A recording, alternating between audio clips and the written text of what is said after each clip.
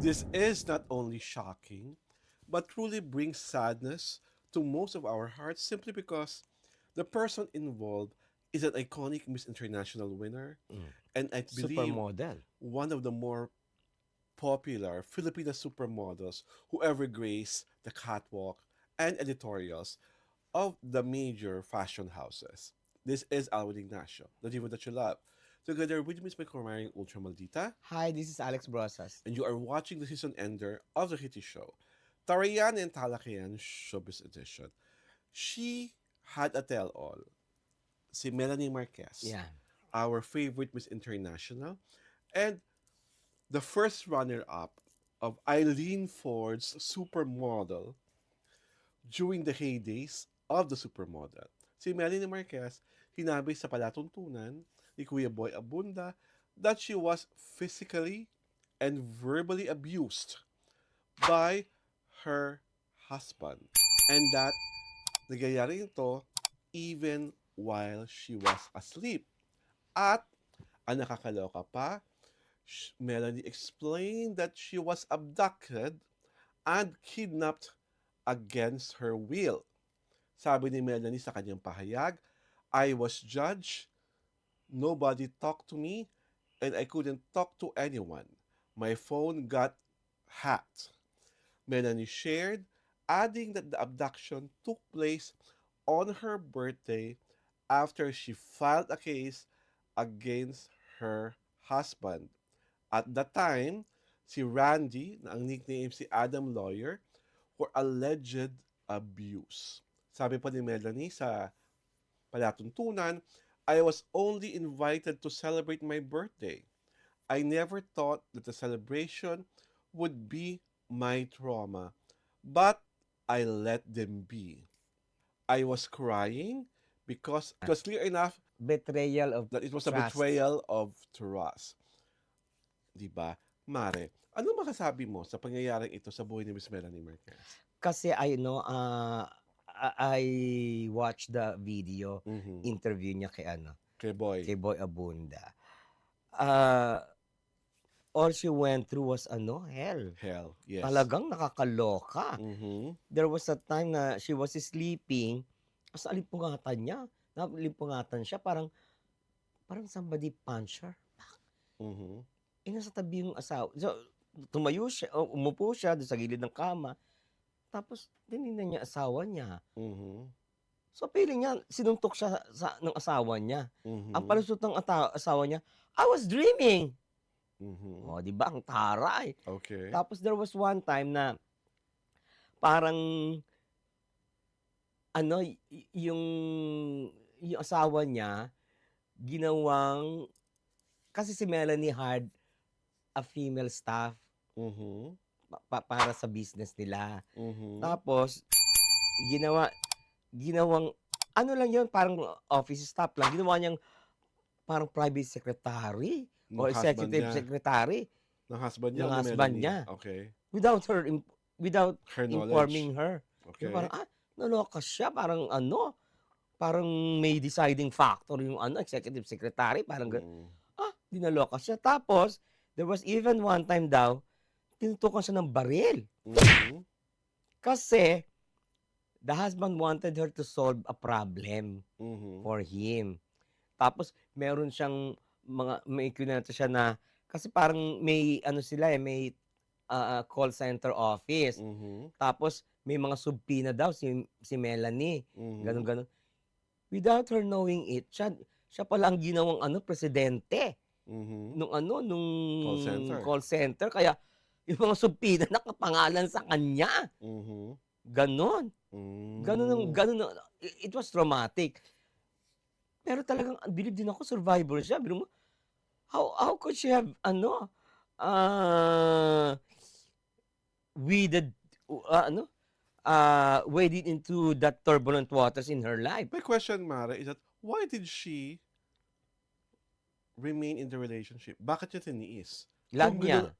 okay. Love niya. Yung ano niya Mhm. tigas ulo niya Oh, Mhm. yun din, sinabi din niya, inamin niya. Ang kasalanan nila ay Oo. nagmahal siya ng Oo, bonggang-bongga. nagmahal siya. Kasi ano, kasi 'di ba ang dami niyang failed relationship eh. So Mhm. She She wanted it thought to make it this time. this time. Make it work. Di ba yung Mm. ganon? Until, ay wala na ano na. Kasi, Kasi nagpaano siya eh. Nung sinapak siya, basag yung eardrum niya. mhm. Tapos nung inano yata sa tiyan, yung ribs, isang rib parang Na break. break. Diba? Ako kasi sa akin, Parang if movie. if you were like being abused that much, importante pa rin talaga lagi na nagtitira ka ng pagmamahal para sa sarili mo. Oo nga. Hindi excuse yun na kasi mahal ko, kaya kaya kong tiisin ang lahat. Mm. You're Melanie Marquez. Oo. You're At an saka, icon. biruin mo, nagagawa sa isang Melanie Marquez, di how much more to an ordinary person. Oo. Diba? Diba? So, and ang nakakaloka pa doon, in that span of time that you were being abused, nakatatlong anak pa kayo. Pero the latest chika is, nag-deny yung asawa ni Expected naman yun. ni Melanie Marquez. Expected naman Dinay yun. lahat ng kanyang Expected naman yun. pinagsasabi. Diba? That's very much expected because meron ba naman lalaking aamin na sinasaktan ko ang asawa ko. Oo nga. And the fact that your wife is like Melanie Marquez. At saka hindi naman, Diyos ko, kilala naman natin si Melanie, hindi naman sinungaling na tao yan no? Diba sa akin, Talagang let's put it this way, just to be fair to Mr. Adam, there are always two sides of the truth. Sabi ni Adam, hindi. Sabi ni Melanie, hindi. Not unless Melanie goes to court, doon magkakaalaman kung sino ang sasabi ng totoo. Is she going to court? Hindi ko alam. Pero sinabi niya, pinaban niya dito eh. Pinaban niya dito. Pero, But are they divorced in the US? I don't know. Oh. Nakatira pala dati sila sa Utah. Utah. Meron silang ranch. Ranch. Ang point ko, kung talagang magte-tell all ka, sana bago ka nag-tell all, nilinis mo muna lahat ng basura mo sa Utah. Nag-file ka ng divorce. Kasi baka mamaya pagbalik mo doon, diba? Babalik pa siya doon? Hindi, what I'm trying to...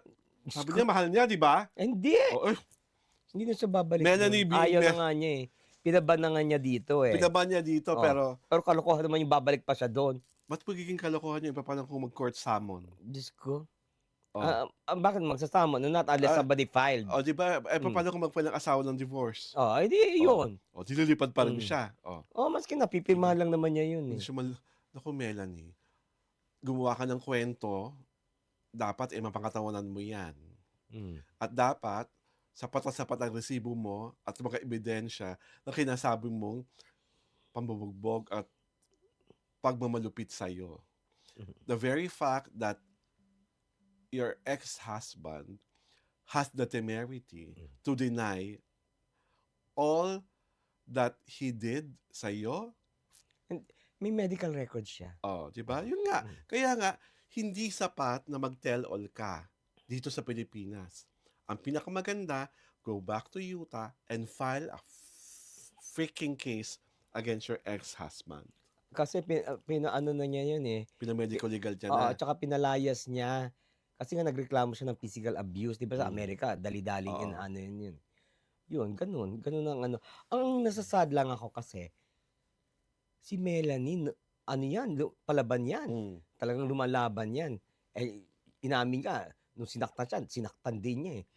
Ang ibig sabihin, ganun yung yung when it's love, parang it defies all.